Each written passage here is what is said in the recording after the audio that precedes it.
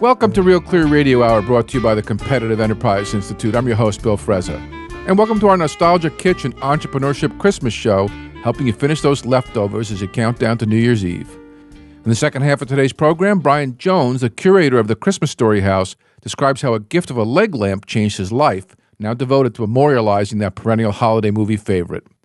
Up first, we have Michael Williams, the longest-serving active member of the Drifters, to share some stories about that beloved Motown group and the Christmas carol they recorded 60 years ago that still tops the charts. Michael, welcome to the show. Thank you very much. Michael, I was talking to my producer about what we can do special for Christmas, and what stuck in my head is my favorite Christmas carol of all times from the Drifters, the 1954 version of White Christmas. Before we get started, just to put people in the mood, I wonder if I can play a little bit of that for you and then have you comment. Here we go. I'm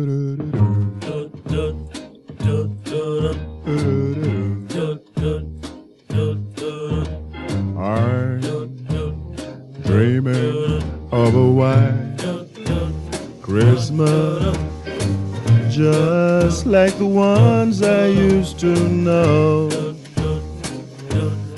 where those treetops listen and children listen to hear sleigh bells in the snow, then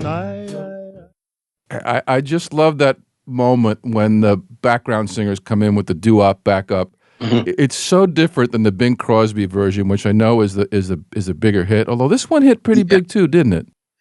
It was. I mean, it started out as a small hit. It wasn't that big. I mean, it kind of grew later on. But yeah, it's such a great track, and the vocals themselves, absolutely fantastic. The Drifters recorded around one microphone. Did they really?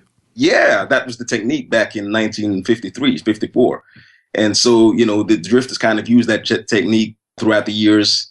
And, they managed to get a great sound out of that way of recording. Wow. Well, take us back to those Atlantic years, 53 to 66, when a lot of the great hits were put together. And lay down a little background on the group for folks who may be less familiar. Well, as you know, the Drifters have had different members over the years. We've had some great guys that have come and gone from this lineup. And during the early days, of course, Clyde McPhatter was the guy. He was the main guy, the main vocalist for the Drifters. And, the Drifters in the beginning were called Clyde McPhatter and the Drifters. And they were spotted by Ahmet Ertegun, who signed them to Atlantic Records. And so the way they recorded, as I said, was around one microphone. And so they got all the harmonies ringing out and that vibe that you don't really hear on other records. I think the Drifters had a sound of their own.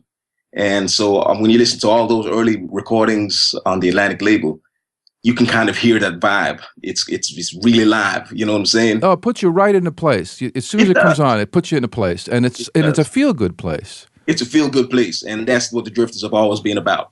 So there's one song that I can't help tearing up when I hear it, and of course it's Doc Pomus's Save the Last Dance for me. So much has been written about it, but as a member of the Drifters now, I'm sure you've been exposed to some lore behind Doc Pomus and that story. Maybe you can share it. Well, Doc was a great guy by all accounts, and he wrote with a fellow by the name of Mort Schumann. And they wrote this song called Save the Last Dance. And the song had a personal kind of touch to it because Doc was in a wheelchair. Right. Polio, right? Right. And his girlfriend was on the dance floor. And he made her promise him that she will save the last dance for him. She can dance with any guy she wanted to dance with, but she had to save the last dance for him. It's such a touching thing. He went and wrote a song about it. And wow. And he married her, right? And exactly. They got married. And so it's such a great story, but it's a true story. It's a great song. And it's one of my favorite early songs. Now, Doc Pomus is famous as a songwriter. He was inducted into the Hall of Fame. Teenager in Love, Hush-A-Bye, Magic Moment. That's right. Did he sing with the Drifters as well, or just write? No, he just wrote for the Drifters. He didn't sing, and I can't really say whether he was a great singer or not. I'm not really too sure, but he was a great writer. That's all I can say. And of course, some other wonderful people have written for the Drifters. Carole King did an Up on the Numbers. I think Up on the Roof is one of my favorites. With Jerry Goffin, yeah. Tell us about that. Well, Carol and Jerry Goffin were great songwriters. They were, of course, they were married as well, and they had a great writing team. But they wrote songs like "Some Kind of Wonderful" and "Up on the Roof" and some lovely songs. "Please Stay" was another one that they had written, and "Up on the Roof" was one of those songs that, man, it was written especially for the Drifters. She had the Drifters in mind when she wrote that song. I got to ask you, Michael, where are you from? I'm from Alabama originally. Okay, so you're not a New Yorker. I'm a New Yorker, so you don't know Tar Beach. No, I don't. Yeah, Tar Beach is a name that we gave to when you're on the second floor and the first floor might be a shop or something, and it's a tar roof, and my cousin's in Brooklyn, and you're up there in the summertime, and in the daytime it's so hot, because you got this black tar roof, but at night things cool down. It's a whole different thing. So that song really speaks. Yeah, it does. It does. Getting away from the bustling crowd and it's such a true feel to it, but it's light at the same time. It's not a heavy sort of song. It's very light. Everyone can connect to it in some way. Everybody wants to get away for a little while, and Up on the Roof, you can kind of picture it. When you hear the lyrics, you kind of picture it, and again, it's got such a great vibe to it, and how these songs have lasted so long, I can't really say. There's a magic about these songs, and they've lasted so long. And if that song was released today, man, it'd be a hit. It'd still be a hit. It'd be a hit. Yeah, definitely. Yeah, another one that growing up on the beaches of Long Island, another one I always liked was Under the Boardwalk. And I've got to ask you, have you even been to Coney Island? I haven't. No. But obviously, I've heard it's a great place, and such a great track. And there's a story attached to that song. It was recorded by Johnny Moore, obviously a great member with the Drifters over the years. Hall of Famer. Rudy Lewis was supposed to record that song. He died the day before. Oh, geez. I didn't know that. Yeah, so he couldn't go into the studio and record that song, obviously. So the Drifters kind of mulled around whether they should go into the studio, or not. And they decided to do it for Rudy. And, that's how the song came about. It was supposed to be Rudy Lewis on lead, but Johnny Moore ended up taking it. Wow. So and what a great song, a big hit. Again, it puts you in a place under the boardwalk. Everybody's being there on the beach, with their girl under the boardwalk and chilling out, and it's just a great vibe and puts you in that kind of picture. Now you are on stage now with three other members of the current Drifters. How do you put yourself in this place? You're all young guys. These are songs that are timeless. When you go out to do a performance, how do you put yourself in that right place? Well, we're lucky in a sense that we all start out as understudies with the Drifters. We all have spent maybe about a year as understudies with the Drifters. And so we kind of learn all the back catalog, all the history of the guys that have gone before us. We kind of learn everything, how to walk, talk, eat, drink, sleep, Drifters. So, once we get out on that stage, we kind of have a feel about what we're doing anyway. That vibe is already there. So, it doesn't take us that long to get into character, so to speak. So, Michael, taking us back to the Drifters lore, how did Benny King and Charlie Thomas get into the lineup?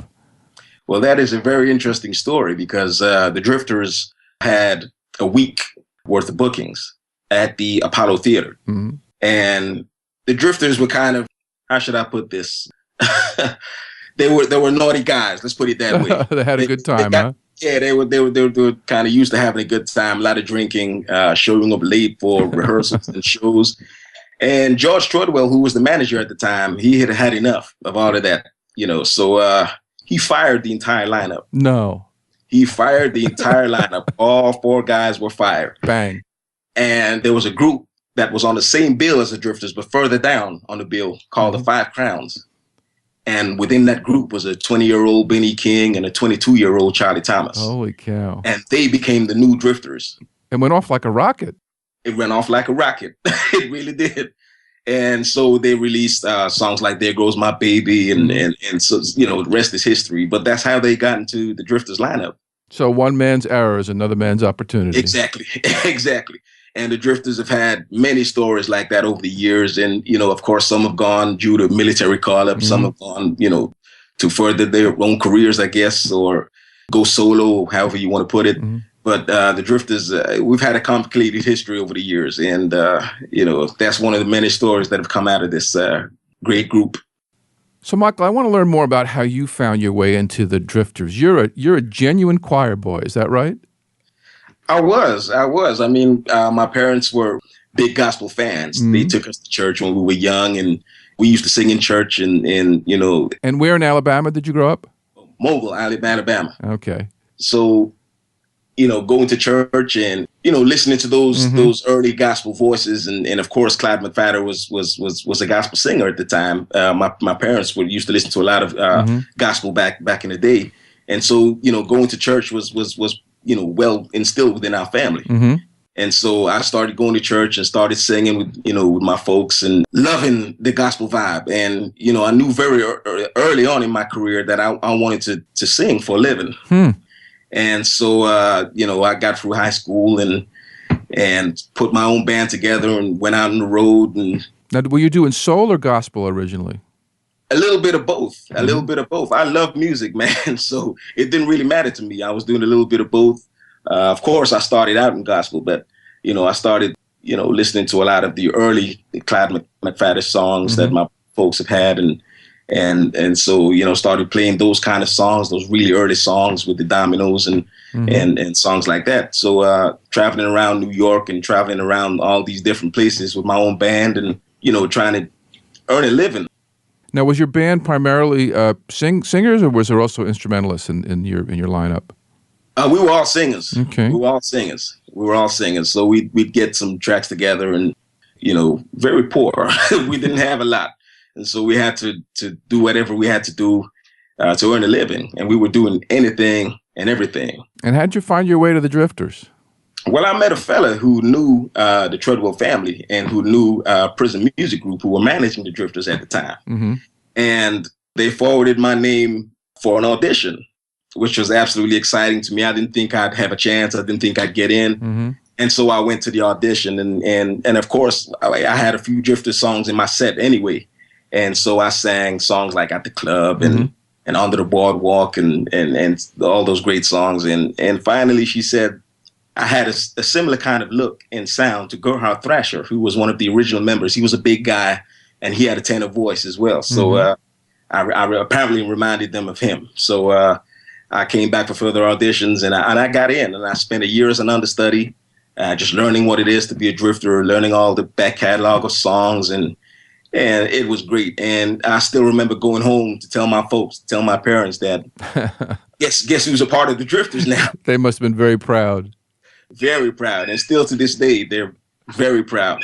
Well, you're now the longest serving member of the current lineup. You've been doing it, since 2006, 2007? That's right, yeah. Tell us a little bit about the business model of the group. I think something like 60, 65 guys have sung as Drifters over the years. Yeah. Well, going back to 1954, when Clyde McFadden was the original Drifter, and he left after a year. He was drafted into the military. And I think George Treadwell knew that this was going to be a regular occurrence. He was always going to lose guys to the military and everything else. And he wanted the Drifters, he wanted the name to stand. He wanted this group to go on. And so he came up with the idea that this was going to be a brand. And so in 1954, it became a brand. And all these guys were coming in and going and for different reasons. And it's been the same ever since. I mean, to cut a long story short, we've had over 65 different members in 61 years, which is absolutely fantastic. And we've had some great guys, Benny King, as we mentioned, Rudy Lewis, Johnny Moore, Clyde McFadden, Bill Frederick, some great guys that have come and gone from this lineup with great voices. And stayed faithful to the sound. They did. And that's something that the Treadwell family and Prison Music Group have always asked of the Drifters. We've got to keep that same sound. We've got to keep the vibe and everything else that goes along with being a Drifter. We've got to keep that alive. And I think we've managed to do that over the years. And we've had new songs that we've, tried to kind of Drifterize, if you like. Yeah. And which is being hard. But, again, to stay truthful to the legacy and to just keep that legacy alive is absolutely fantastic. And I'm just proud to be a part of it all. There's been, of course, criticism that a lot of the star performers along the way weren't paid as much as they might have been had the band been organized differently. But on the other hand, Isn't it wonderful for a new generation to keep this vibe alive, to allow young guys like yourself to explore their careers for the time they spend together? I almost wish more groups had done this. Yeah, I mean, it's something that we've this current crop of the lineup is very lucky to experience. I mean, we've had the pleasure of talking to a lot of the older guys like Joe Blunt and Butch Leak and all those great guys that were part of the Drifters lineup in the 1970s, and they tell a lot of stories about how hard they worked up and down the country and doing all these different gigs. And sometimes these guys are doing matinee gigs and sometimes 2-3 shows a night. Well, what kind of schedule do you run now? Well, we have maybe about 70 dates, 70, 80 dates a year. Wow.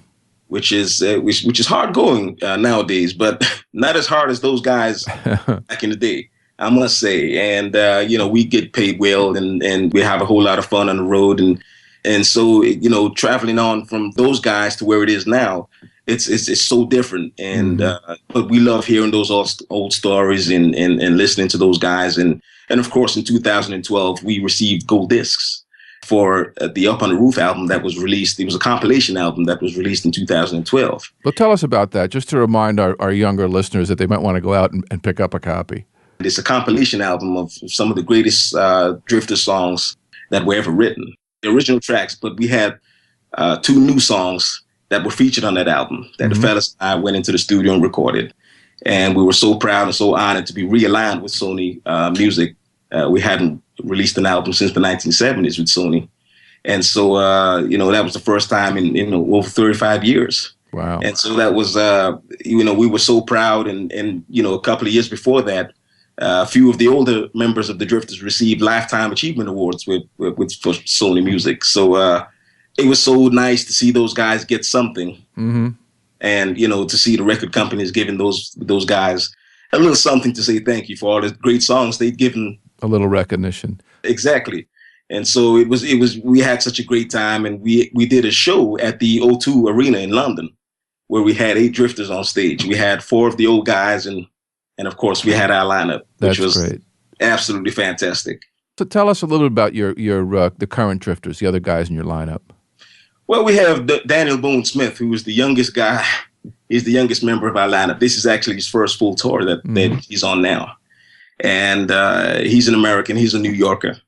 He's learning so much, and he's got such a smooth tenor voice. So smooth. He's a great guy, very humble, very quiet guy. And he's going to make a great Drifter over the next coming few years. And he's absolutely fantastic guy. And we have Ryan King and Damian Charles, who are both English guys. Huh. They're both English guys. We've become an Anglo-American group since the late 1980s. How do you do Brooklyn Drifters with a British accent? Well, they speak in their British accent. We don't hide the fact that they're English guys. As a matter of fact, I can tell you a story. In 1993, the Drifters actually performed for Bill Clinton at the White House. Yeah. And the only American in the group was Johnny Moore. But you sing American, even though they talk British. Yeah, I suppose we sing American. We try to keep the vibe, the legacy alive of all those great songs, Up on the Roof and on Broadway, and all those great songs. We try to keep them the way they were meant to be. So, Michael, how much longer you think you'll be singing with the Drifters, and what do you make in the years ahead? You think they'll be able to keep this going? I think so. I don't see why not. I mean, the Drifters have kind of taken on a life of its own, and who would have thought after 1976, I think it was, we would drop from Sony Music. And who would have thought we'd be realigned with Sony Music again in 2009 and 2011? So you kind of never know how long this story is going to last. Well, particularly with new forms of music distribution, with your Spotifys and Pandoras, and people are listening to music in different ways. Most of the money is in performing these days anyway. So, maybe this model is going to fit the modern times.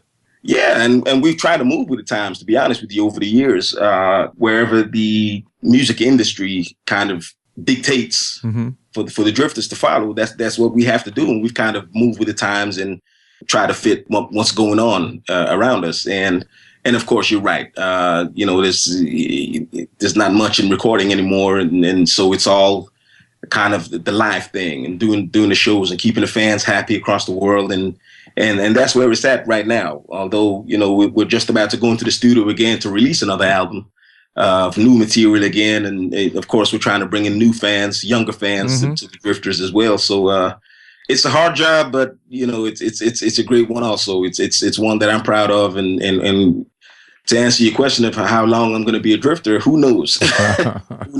Who knows? I mean, I'm enjoying myself right now, and I've been here 10 years. And, I'm having a great time and didn't think I'd be here that long either. It's just been great. Tell us a bit more about the album you're working on now. When can we expect it, and what sort of music we're going to find on it? Hopefully, we're going to be trying to release this album next year, around April time. Mm-hmm. And we're going to release it in Australia first. Oh, why Australia? Well, we haven't played Australia for such a long time. We haven't released anything there for a very long time. And we've got a tour going on there. And that's where we're going to kind of promote it and present it to the world, to the rest of the world. And so we're kind of looking forward to that. And it's going to be kind of an eclectic mix of R&B and pop and opera and all kinds of different stuff that are featured on that album. A little bit of something for everybody. Can't wait to give it a try. Yeah, I mean, we're having such fun with it now, just kind of going through a few different things and working on different harmonies, and it's going to be a great vibe, and I'm looking forward for it to coming out and just hearing the vibe and hearing how everybody else kind of reacts to it. Michael, any last words for your fans? I'd just like to say to all the Drifters fans out there, I'm wishing you a very, very Merry Christmas and a Happy New Year. And I can't wait to get back to the States. The Drifters are here on tour in the UK. And we'll be back in the States sometime next year. We don't know when yet, but we'll see you guys back in the States sometimes. And I just want to wish you all a Merry Christmas. Michael, thanks so much for being on the show. Thank you so much. It's my pleasure. That was Michael Williams with the Drifters here on Real Clear Radio Hour, brought to you by the Competitive Enterprise Institute. I'm your host, Bill Frezza. To send us comments and feedback on this or any of our past shows, visit realclearradio.org and click on the email Bill link. Real Clear Radio Hour is a partnership with Real Clear Politics, one of America's top political websites. Ahead, Brian Jones, founder and curator of the Christmas Story House, explains how that beloved holiday movie has become the central feature of his life. Stay tuned.